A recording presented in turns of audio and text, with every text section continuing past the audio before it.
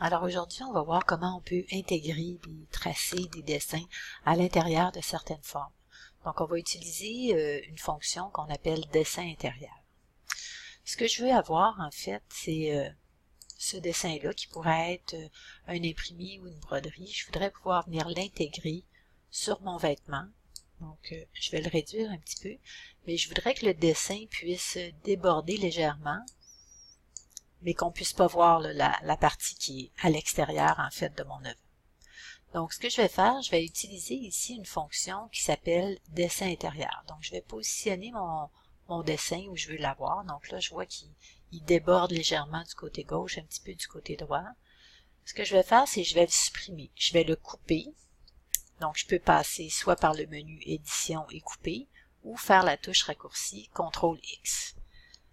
Donc, en faisant CTRL X, l'objet disparaît, mais reste en mémoire dans l'ordinateur, reste en mémoire dans le presse-papier.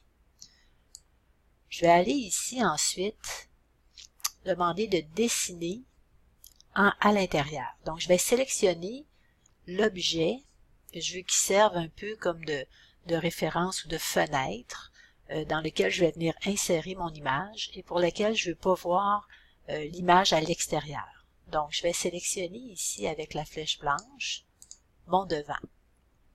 Quand je vais venir coller mon image, elle va paraître ici à l'intérieur, mais il n'y a rien qui va paraître à l'extérieur.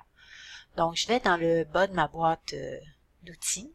Présentement, je suis en mode dessin régulier. Donc, en cliquant, je peux voir les différents modes qu'il y a. Dessin arrière, dessin intérieur. Donc, je vais cliquer là-dessus. Et là, je peux voir, j'ai un petit pointillé. Là, je vais zoomer. J'ai une petite ligne pointillée, un cadrage en fait, qui m'indique que je suis dans le mode dessin intérieur. Donc maintenant, si je dessine des choses, le seul endroit où je peux voir les images que je vais ou les tracés que je vais dessiner, c'est à l'intérieur ici de mon objet. Moi, je ne vais pas dessiner, je vais venir coller l'image que j'avais précédemment coupée. Donc, CTRL V, et là, mon image apparaît. Je peux la déplacer. Okay, je pourrais dire, ben moi, ce que je voudrais, c'est l'avoir, par exemple, juste sur un côté. Donc, je pourrais avoir ce dessin-là qui apparaît ici.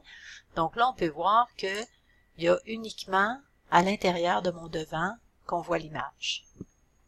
Et maintenant, ce qui est important, c'est que je dois sortir du mode dessin intérieur. Sinon, je vais rester dans ce mode-là et tous les dessins ou tous les tracés que je vais faire vont rester captifs là, à l'intérieur de cette fenêtre-là. Donc, je reviens ici en mode normal. Si je regarde qu'est-ce qui s'est passé au niveau des calques, donc j'ai mon groupe toujours, à l'intérieur de mon devant, c'est devenu un groupe qu'on appelle écrété. Donc quand je regarde, c'est comme si mon devant lui-même est devenu un peu un masque ou est devenu un peu un hublot ou une fenêtre, et ce qui est à l'extérieur de cette forme-là n'est pas pris en charge. L'image que je vois, c'est l'image qui est placée, paradoxalement, ça a l'air étrange parce qu'il a l'air d'être placé dessous, mais en fait, c'est le dessin est par-dessus le devant.